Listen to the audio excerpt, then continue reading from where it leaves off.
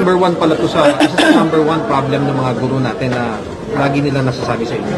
Opo, kapag kami ay bumababa sa mga schools, nagsa-school visit kami, meron kaming dialogue with teachers at tinatanong namin sila kung ano yung positive and negative experiences nila, no, sa paaralan. Isa sa mga negative nila ay yung kanilang experience with the GSIS. And of course, binuksan namin yung dialogue, monthly dialogue with the GSIS para mapaabot namin sa kanila kung ano yung mga sinasabi na problema at ano yung mga proposed solutions namin. Magpapasalamat kami sa GSIS dahil meron kaming 4 na nagawa, na na-finalize ngayon ang partnership namin with GSIS and the Department of Education. Unang-una, merong dedicated express lanes para sa mga teachers.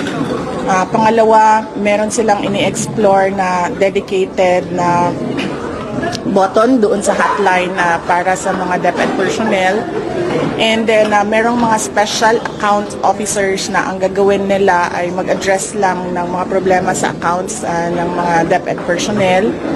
At pang-apat ay yung commitment ng GSIS na merong yearly dialogue between GSIS and their counterparts doon sa region and division level ng Department of Education. Ma'am, on another matter, anong hopes ninyo doon and anong instruction nyo sa lahat ng mga teachers natin at lahat na sa field, ma'am?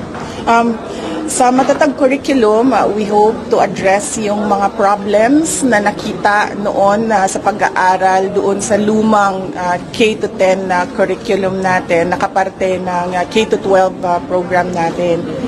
So ngayon, meron tayong pilot sa matatag curriculum and kung nakita ninyo lahat ng mga problema na sinabi ng mga local and international experts sa education, sinubukan natin i-address dito sa matatag curriculum. And meron tayong pilot ngayong taon na ito para makita natin kung ano yung mga problema sa implementation para sa susunod na taon, sa phased implementation natin ng matatag curriculum, konti na lang yung mga kailangan natin ng mga ayusin na mga gusot. Ma'am, gaano po tatagal yung ating pilot run for the matatag curriculum? One school year po siya, ma'am, buong school year 2023 to 2024. And then ang phased implementation natin sa matatag curriculum will start sa school year 2024 to 2025. Aside po from the teachers, na pwede pong i-expect ng teachers from Bago lang kami nag-announce sa kanila na yung hinihingi nila na totoong break during the end of school year ay naibigay na natin sa kanila. Kung makikita ninyo sa school year 2023 to 2024, meron tayong 30-day na break dyan na tulad ng iba pang mga government employees na kung tinatawag namin ay 15 na sick and 15 na VL. Sa ating mga teachers kasi wala silang ganyan. Kasi tuloy-tuloy yung trabaho nila. So meron lang silang service credits.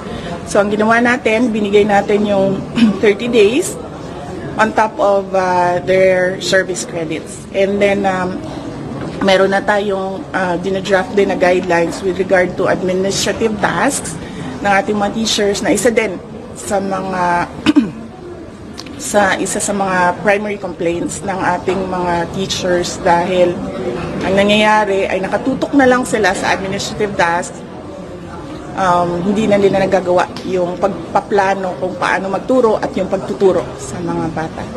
Maraming salamat. Ganun.